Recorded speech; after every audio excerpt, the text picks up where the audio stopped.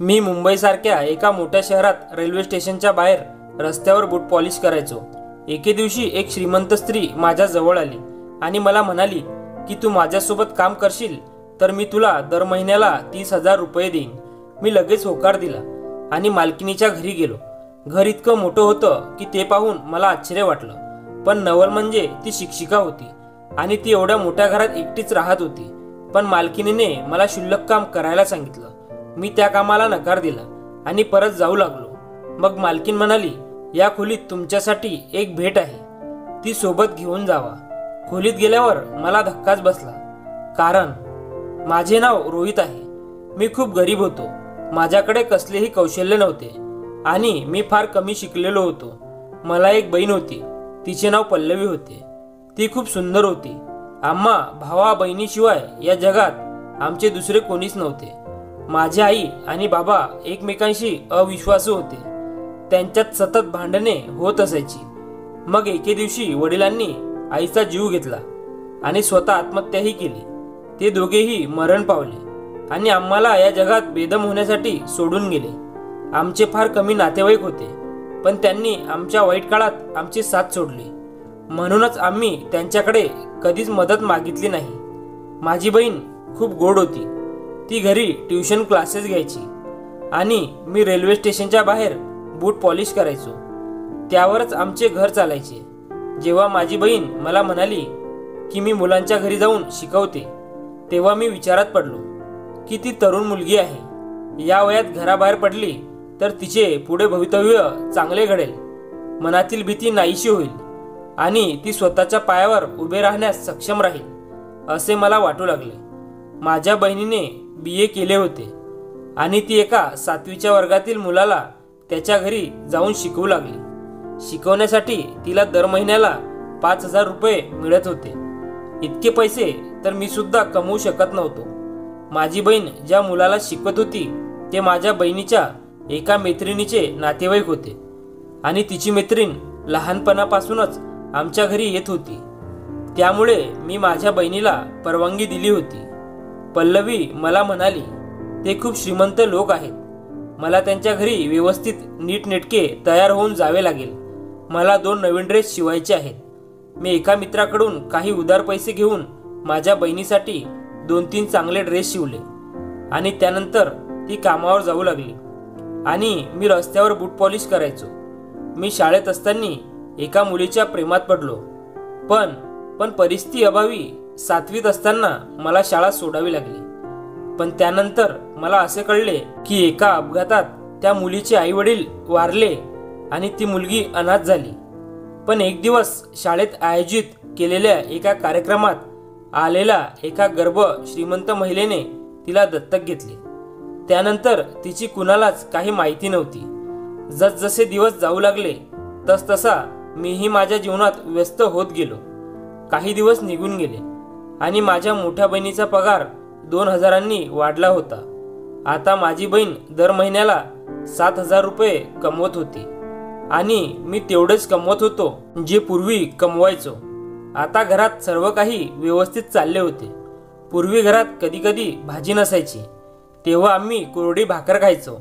आता आमच्या आयुष्यातले चांगले दिवस चालले होते, पण माझी बहीण 19 वर्षाची झाल्यामुळे आता तिचे आयुष्य असे जाणार नाही हे मला माहीत होते।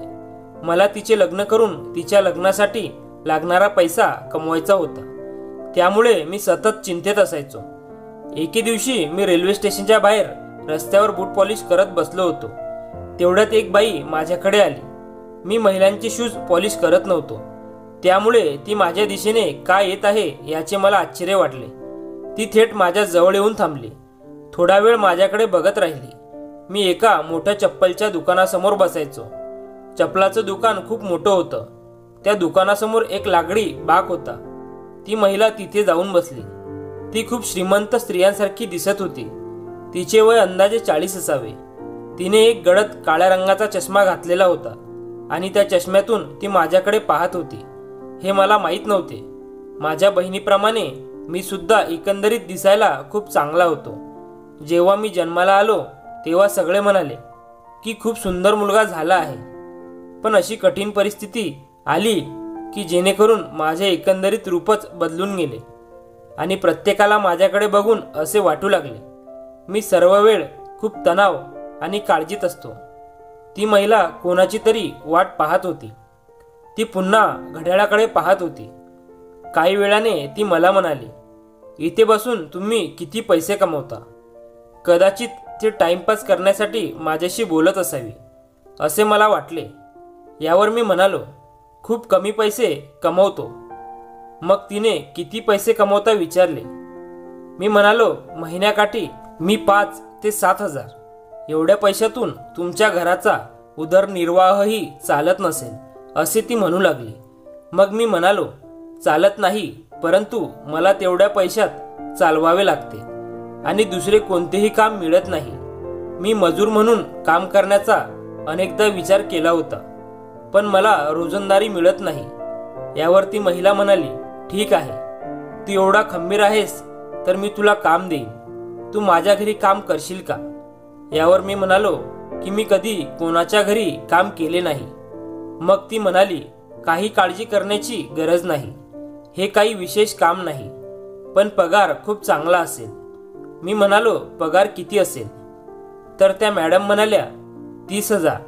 माझ्या हातातून बूट पॉलिश करत असलेला ब्रश खाली पडला. मला खूप आश्चर्य वाटले. मी म्हणालो, 30,000 तुम्ही तुमचे घरातील फक्त काम करण्यासाठी देणार? साहजिकच मला घरात कोणते काम करायचे होते. एकतर घर सांभाळायचे होते किंवा या घरात लागणारा भाजीपाला मार्केटमधून घेऊन येणे. मग ती इतके पैसे का देणार याचा मी विचार करू लागलो. यावर मी त्या मॅडमला म्हणालो की तुम्ही माझी मस्करी करत आहात. गरिबांची चेष्टा करू नये. जर देवाने तुम्हाला सर्व काही दिले असेल तर याचा अर्थ असा नाही की तुम्ही आमची चेष्टा करावी. त्या म्हणाल्या, मी तुमची चेष्टा करत नाहीये. मी तुम्हाला दरमहा 30,000 रुपये देण्याचा विचार करत आहे. मी तुम्हाला कमी काम करायला लावीन आणि तुम्हाला जास्त पगार देईन. म्हणजे तुम्हाला सुद्धा सोपं जाईल आणि माझ्याकडून काही पैसे दान स्वरूपात मिळेल. त्यामुळे मला थोडे काम आणि जास्त पैसे देऊन माझ्या मनाला शांती वाटेल की मी काही चांगले काम करते आणि तुमचेही काम होईल. असो, ती बरोबर होती. प्रत्येकाने दान करावे. जर कोणी मला हे पैसे पगाराच्या रूपात देत असेल तर ती चांगली गोष्ट आहे, कारण मला धर्मादाय दिले जात आहे असा माझा अपमान होणार नाही आणि तिचे दान देखील केले जाईल आणि माझे घरही चांगले चालेल. पण 30,000 रुपयांच्या पगारासाठी मी खूप काम करेल. मी त्याचे खूप आभार मानले. त्या म्हणाल्या की माझे नाव संध्या आहे. तुम्हाला आता माझ्याबरोबर घरी यावे लागेल. मी तुम्हाला काम समजावून सांगते. तुम्ही उद्यापासून कामावर या. मी म्हणालो, ठीक आहे. मला खूप आनंद झाला. मी देवाकडे आभार मानले. खरे सांगायचे म्हटले तर माझा विश्वासच बसत नव्हता. मी स्वप्न पाहतोय असे मला वाटू लागले. त्या मॅडम मला म्हणाल्या की तुम्ही पहिला पगार ॲडव्हान्स घेऊ शकतास. मला काही हरकत नाही. माझा तुमच्यावर विश्वास आहे. त्या मॅडम मला त्यांच्यासोबत कारमध्ये त्यांच्या घरी घेऊन गेल्या. त्यांची कार खूप मोठी होती, ज्यात मागे बसायला पण भरपूर जागा होती. मी गाडीच्या पुढच्या सीटवर बसलो आणि त्यांच्या घरी गेलो. त्यांचे घर पाहून मला खूप आश्चर्य वाटले. ते खूप मोठं घर होतं आणि खूप सुंदर होतं. पण मी आत गेल्यावर मॅडम म्हणाल्या की तुम्हाला स्वयंपाक आणि घर साफ करायचे नाही. या सर्व कामासाठी मी आधीच 2 नोकर ठेवले आहेत. तुम्ही फक्त त्यांच्याकडून काम करून घ्या. रोज लागणारा मार्केटमधून भाजीपाला वगैरे आणा आणि बघा ते सगळी काम नीट करत आहेत की नाही. आजपासून तुम्ही आमच्या घरातील काळजीने काम कराल.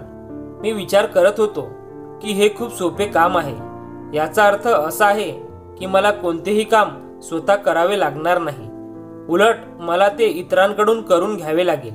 मग मी मनात विचार करू लागलो की जर मी माझ्या मालकिनीला सांगितले तर तुम्ही मला इतक्या कमी कामाचे खूप जास्त पैसे देत आहात, पण ती स्वतःच एवढे पैसे देत होती, तर तिला काही अडचण नाही, तर मग मला एवढा विचार करायची काय गरज आहे. मालकीन म्हणाली की उद्यापासून तुम्ही कामावर येऊ शकता आणि तुम्हाला रात्रीही इथेच राहायचे असेल तर मला काही अडचण नाही. मी म्हणालो की मी विचार करून सांगेन आणि उद्या कामावर येईन. मालकिनीने मला उद्या जरा नीटनेटके या म्हणून सांगितले, कारण तुम्ही आता शूज पॉलिश करणारे नाहीत. मी आता खूप मोठ्या घराचा कारभारी आहे. असा विचार करून मलाही आनंद वाटत होता की अचानक माझे नशीब पलटले. मी रस्त्याच्या कडेला बूट पॉलिश करत बसायचो आणि आज आता या एवढ्या मोठ्या घराची जबाबदारी माझ्यावर येऊन पडली होती. मालकिनीने मला ॲडव्हान्स पगारही दिला. मला वाटले की ही बातमी मी माझ्या बहिणीला पहिल्यांदा सांगावी, पण मी असाही विचार केला की तिला अजिबात सांगणार नाही की मला इतके मोठे काम मिळाले आहे, कारण मी सर्व पैसे वाचवणार आहे. जर मी तिला सांगितले की मला इतके पैसे मिळत आहे तर आमच्याकडून हे पैसे खर्चून जातील. मी ठरवले होते की 6 महिने पैसे साठवून तिच्यासाठी चांगले स्थळ शोधायचे आणि तिचे लग्न करायचे. आमच्या कुटुंबात मुलींचे लग्न लवकर होतात. माझी बहीण 19 वर्षाची झाली होती. तिचे वय वाढत चाललेले होते. माझ्या आईचे लग्न तिच्या वयाच्या 16व्या वर्षी झाले होते, पण माझी बहीण 16 वर्षाची असताना आमच्याकडे पैसेही नव्हते. आणि सर्वात महत्त्वाचे म्हणजे बालविवाह हा एक मोठा गुन्हा आहे. त्यामुळे मी ठरवले होते की माझ्या बहिणीचे लग्न 18 वय पूर्ण झाल्यावरच करणार. कुटुंबातील लोक काही कामाचे नव्हते, पण बोलण्यात मात्र आघाडीवर होते. ते म्हणायचे की तो त्याच्या बहिणीचे लग्न म्हातारी झाल्यावर करेल. आता मला सगळ्यांची तोंडे बंद करायची होती आणि अचानक सगळ्यांना कळवायचे होते की मी माझ्या बहिणीसाठी एक चांगले स्थळ शोधले आहे आणि लवकरच तिचे लग्न करणार आहे. पण संध्याकाळी जेव्हा माझी बहीण म्हणाली की आज तू खूप खुश दिसत आहेस, तेव्हा मी हो म्हणालो. आज मला खूप काम होतं, गर्दी पण खूप होती. दिवाळी जवळ आली आहे म्हणून ती काही बोलली नाही. तिलाही खूप आनंद झाला. ती म्हणाली की मी जिथे काम करते त्यांनी पुढच्या महिन्यापासून माझा पगार 2000 रुपयांनी वाढवला आहे. म्हणजे माझा पगार 9000 रुपये होईल, कारण त्यांच्या मुलाला परीक्षेत सर्वाधिक गुण मिळाले आहेत. माझ्या बहिणीने जेवण बनवले आणि आम्ही जेवून झोपी गेलो. मी तिला म्हणालो, आजपासून मी जास्त काम करेन, कारण मला खूप पैसे वाचवायचे आहेत. मी पूर्वी सकाळी लवकर उठत नव्हतो, पण आता मला उठावे लागणार होते. दुसऱ्या दिवशी सकाळी मी लवकर कामावर गेलो. तिथे गेल्यावर मला आश्चर्य या गोष्टीचे वाटले की एवढ्या मोठ्या घराची मालकीण पूर्णपणे घरात एकटीच राहत होती. मला वाटले या घरात जास्त लोक असतील, पण इथे नोकर जास्त होते, पण राहायला कोणीच नव्हते. मालकीण रात्री उशिरापर्यंत जागी राहायची आणि दिवसा 12 वाजेपर्यंत झोपलेली असायची. आज दुपारी तिने जेवणही केले नाही. ती एकच टाइम जेवण करायची. त्यात सर्व प्रकारच्या पदार्थासह स्वीट डिश इत्यादी सर्व काही उपलब्ध असायचे. जेवण करून ती रात्रभर जागी राहायची आणि दिवसभर झोपायची. कदाचित श्रीमंतांचे जीवन असतेच असे.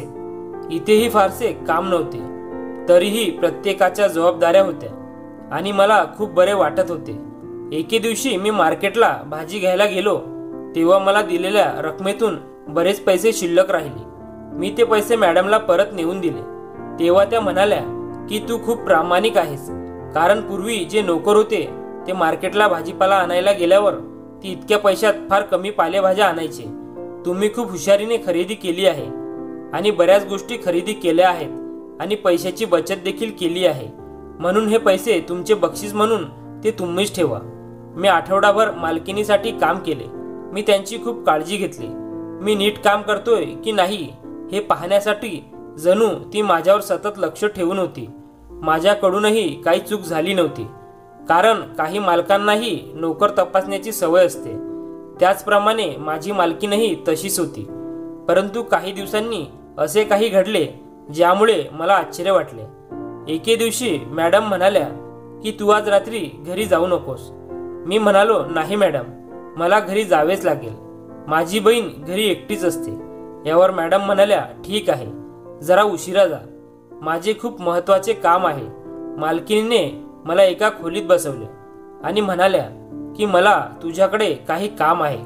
मी साधारणतः तासभर मॅडमची त्या खोलीत वाट पाहत राहिलो, पण त्या काही आल्या नाही. मी पण विचार करू लागलो की काय काम असेल बरं मॅडमचे. घरची सगळी कामं तर झाली होती. 1 तासानंतर मालकीन आली. तेव्हा ती चांगलीच तयार होऊन आली होती. ती खूप सुंदर दिसत होती. तिच्या वयापेक्षा ती खूपच लहान दिसत होती. अर्थात तिचे वय दिसून येत नव्हते. मी म्हणालो, तुम्हाला बाहेर कुठे जायचे आहे का? त्यांचा ड्रायव्हर रजेवर गेला होता. मला वाटले की त्यांना बाहेर जायचे असेल, त्यामुळे मला गाडी चालवण्यासाठी थांबवले असावे. मला गाडी चालवायला येत होती, पण त्या माझ्याजवळ येऊन बसल्या. अचानक मालकिनीने माझा हात धरला. मी म्हणालो, हे काय करताय? नाही मालकीन, नाही, मी असे काही करत नाही. मी तिथून निघण्याचा प्रयत्न केला. मग त्यांनी माझा हात धरला. मी त्यांना नकार दिला. मी म्हणालो की तुम्ही मला चुकीच्या कामात अडकवू शकत नाही. मी तुम्हाला माझी मालकीन मानतो. मला तुमच्याबद्दल खूप आदर आहे. मी काही गोष्टी सांगितल्या आणि मग निघू लागलो. मालकिनीने टाळ्या वाजायला सुरुवात केली आणि त्या हसू लागल्या. मी मागे वळून बघताच त्या म्हणाल्या की आज तू खूप मोठ्या परीक्षेत पास झाला आहेस. मला आश्चर्य वाटले. मी म्हणालो, कसली परीक्षा? त्या म्हणाल्या की मी तुझी परीक्षा घेत होते, जे तू पास झाला आहेस. आता माझी इच्छा आहे की तू माझ्या मुलीशी लग्न करावे, जिला मी माझी मुलगी मानली आहे आणि ती हॉलमध्ये बसली आहे. जा आणि तिच्याशी बोल. मी आश्चर्यचकित झालो. मी तिच्याशी लग्न कसे करू शकतो? त्या म्हणाल्या, का करू शकत नाही? तुला लग्न करायचं नाही का? मी गप्प राहिलो. त्यांनी मला एकदा तरी त्या मुलीला जाऊन बघायला सांगितलं. ती खूप सुंदर मुलगी आहे आणि तू खूप छान माणूस आहेस. मला स्वतःवर नियंत्रण ठेवायला थोडा वेळ लागला. मग मी तिथून निघालो, कारण माझ्यासमोर बसलेली मुलगी दुसरीकडे तोंड करून होती. ती खूप सुंदर दिसत होती. तिचे केसही लांब होते आणि ती खूप गोंडस होती. ती माझ्याकडे वळली तेव्हा माझे डोळे विस्पारले, कारण ती मुलगी जिच्यावर मी प्रेम करायचो ती तीच मुलगी होती. ती पण घाबरली. तू इथे काय करतोस म्हणाली. आम्ही आमचा राग एकमेकांवर काढला. आम्हा सर्वांना धक्काच बसला.